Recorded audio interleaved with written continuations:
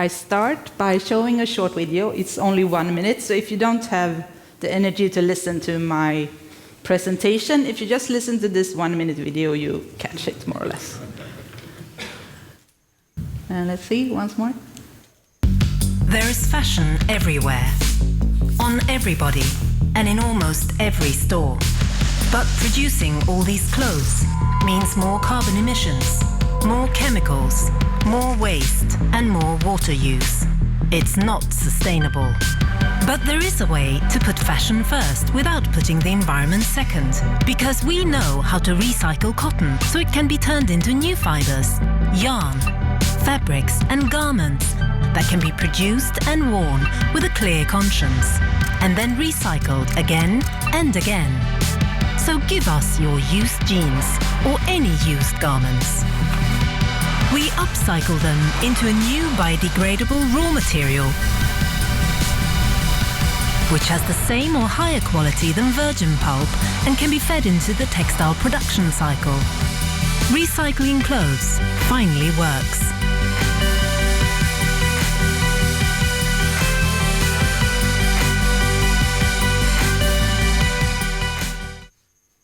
Yes. Well, I thought I would be the first one to mention this, but I had Sue before me to mention this. Maybe many of you recognize this picture. It shows what used to be the Aral Lake. It's located, or used to be located, on the border between Uzbekistan and Kazakhstan. And once, a few decades ago, this used to be the 4th largest lake in the world. A large source of water and fish for the community in that area. But what happened? Well, fashion happened. The water that was supposed to go into this lake was used to water the cotton farmers in that area. And eventually the lake turned into a desert. And, well, this is not how things should be done, and this is not the way to treat the next generation.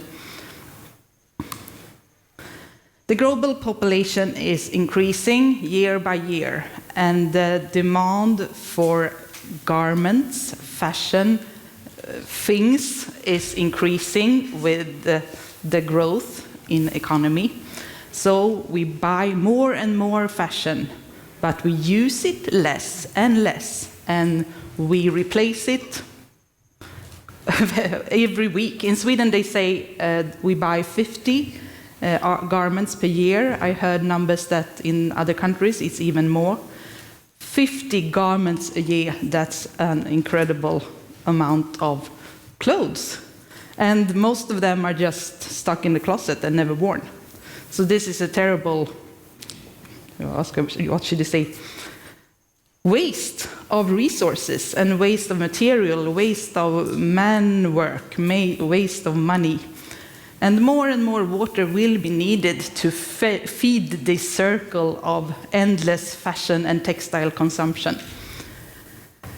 And the textile industry has an enormous effect on the environment. We know that, and it has a growing impact, and it touches most of the UN Sustainable Development Goals. We have the carbon to emission, water use, pesticides, landfill, we cut down forests to make new fabrics. But unless this changes, fashion industry will use 25%, 1/4 of the global carbon budget by 2050. And that's too much to spend on just having something to wear.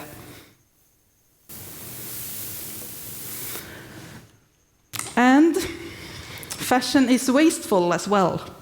Only 1% of what we produce and use is going back into the recycling, the full fiber-to-fiber recycling.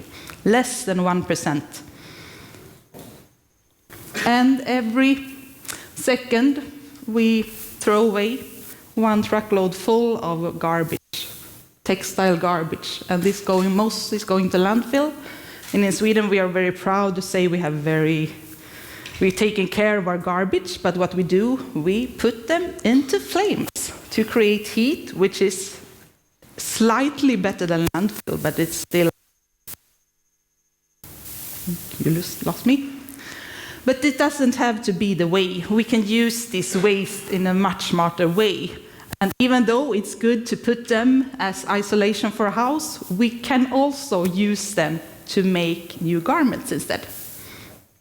So what if fashion comes circular in scale for real? Also, our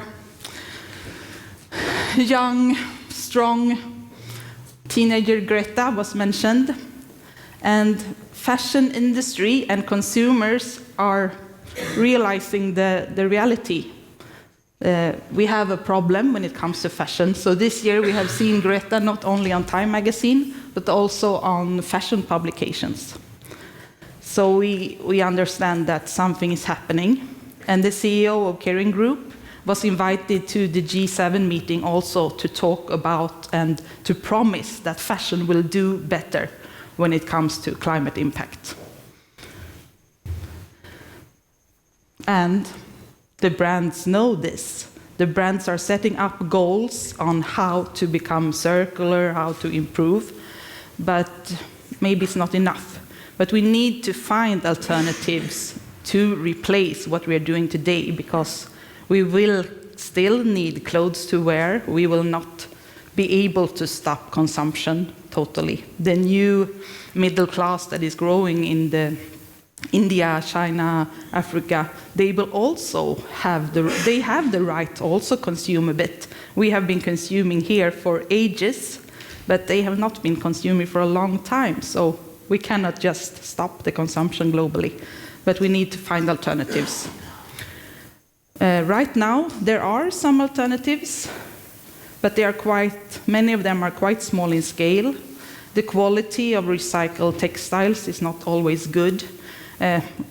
Recycled clothes has a bad reputation when it comes to quality and look, and it doesn't look and feel as the virgin materials. So this is what we wanted to change. So we need to change this linear system into a circular system. Quite easy, but hard to do. We have wasted this material for a long time, but now we should try to put it into use to avoid the landfill and the incineration. We have to keep material flowing in this circle for a long time. Difficult, yes, but definitely possible. About 30 years ago, this was started to be discussed when it comes to paper. We are connected to the paper industry, and in the beginning they said, it's impossible to use recycled paper in books, in newspapers, and so on.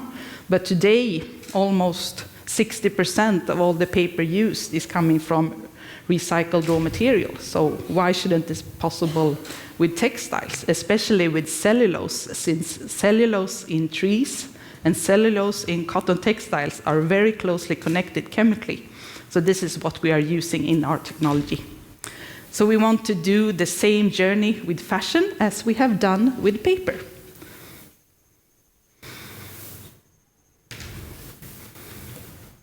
No? There should be a movie going on here. I don't know. It's not happening. Anyway. Okay, I explained the process with showing this picture. So what we do, we have built a plant in Sweden that recycled cellulose-based textiles. Textiles with a high cellulose content. We mostly use cotton, since cotton is it's the number one crop in the world that has the highest cellulosic content. So we take this cotton out from the textiles, and we turn it into dissolving pulp. So the first part, the production is divided into 3 steps, let's say. First we have a mechanical step, we have a wet step, and then we have the paper process. So the first part is not so different from a mechanical recycling plant, but what we do, we cut the fibers into very, very fine pieces, like super small. When you use the mechanical recycling, you want to keep the fiber length to be able to spin it again.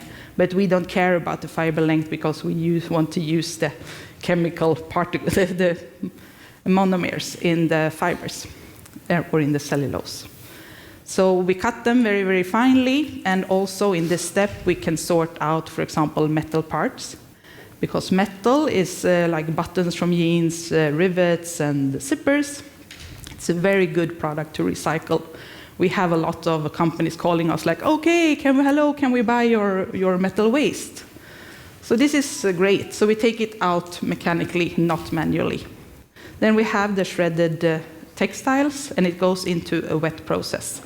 And this is where the magic happens. We have several steps where we work with the material, and we change the temperatures, and we have a cocktail of not harmful but secret chemicals that works with the material, and also we start to take away the dyes. We can also remove, to a certain extent, synthetics. So if you have a pair of jeans that contain lycra and elastan and polyester threads, we can remove it. So in the end, we end up with a white pulp.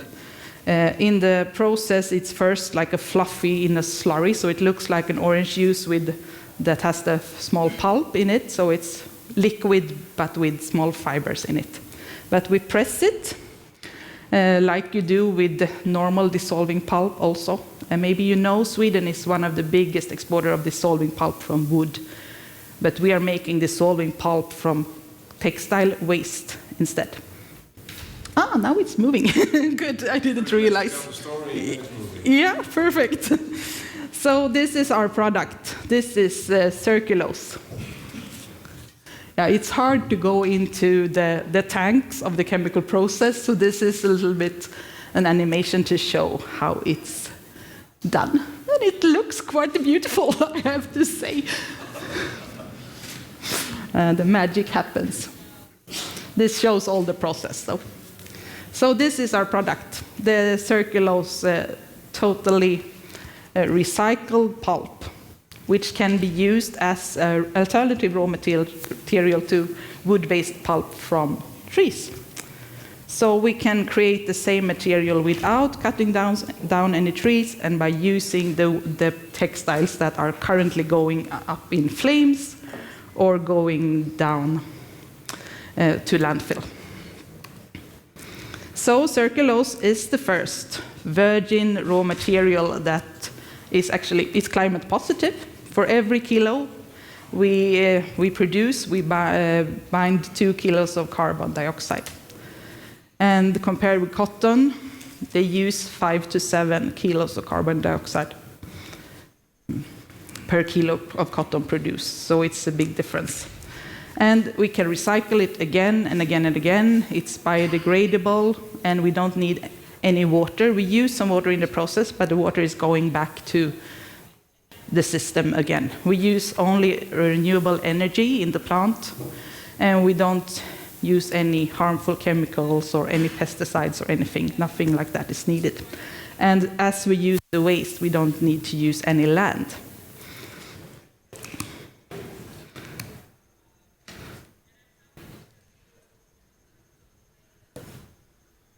And the fibers coming out, these are the first fibers. They are blue from indigo. We didn't take away indigo, all the indigo, because we wanted to see how it would be in the fibers if we could keep some of the dye. So these are new fibers made from 50% this and 50% wood. So you can have a touch later on. It's visco-stable fibers, and they are produced in a conventional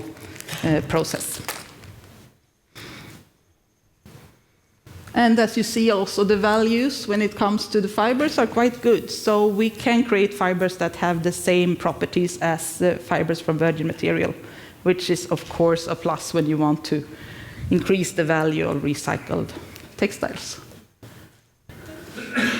We use both pre and post-consumer waste. We are working together with several denim companies. These are just examples. We are not working with all of them, but we can take waste from denim process, from spinning and weaving garments where something goes wrong. We work with unsold garments from fashion brands that don't want to incinerate or can't sell what they have produced, which is a pity, but it's better that we recycle it than that we send them for incineration. And then we work with consumer waste also. And this is made from old jeans that could not be sold on the second-hand market since they were stained or they were broken or unfashionable or had some problems. We work with brands. We have 3 models. Closed loop, where we work with both sourcing in from the brands and we provide the fiber. We have open loop, where we provide fibers to companies that don't have any waste themselves. And then we also work as a recycling solution with some companies. So this plant the technology is scalable. We are ramping up. We are building an initial plant in probably Germany. We don't know yet. But what we knew was that what we create has to be circular, affordable, and has a high quality. Otherwise, we will not succeed. At the moment, we can recycle 30 million garments per year in the plant that we currently have. And the next one is being built.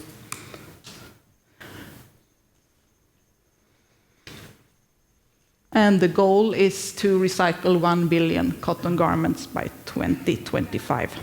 That is based on 8 plants. So we came quite far. The company was founded in 2012, and this dress was made in 2014, I think.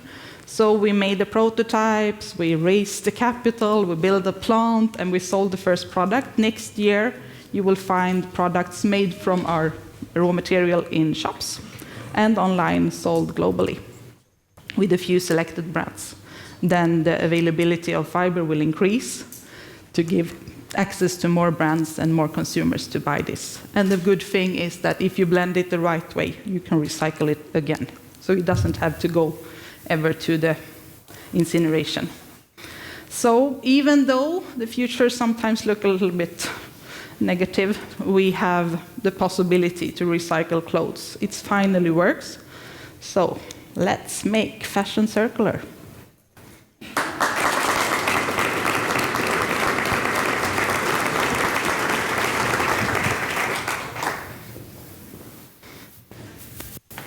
Well, are there any questions so far?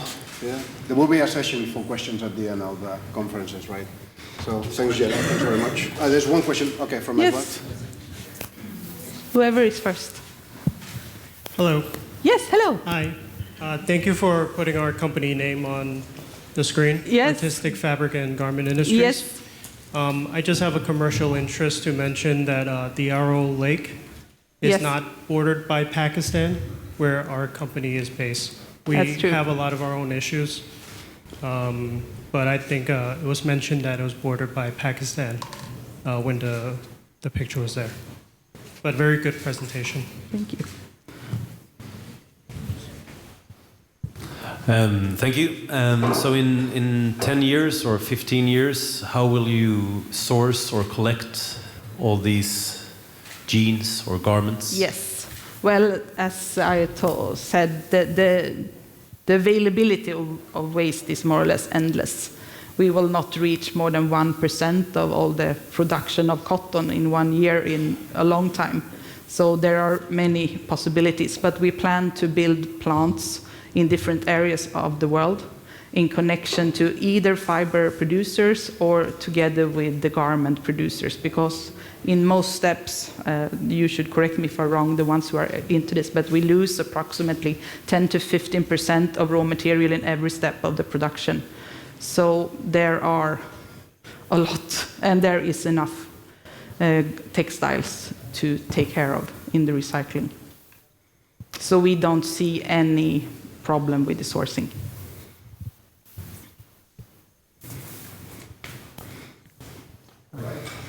Thanks very much. Can I go? Jen, thanks again. Sorry? Whose turn is it? Oh.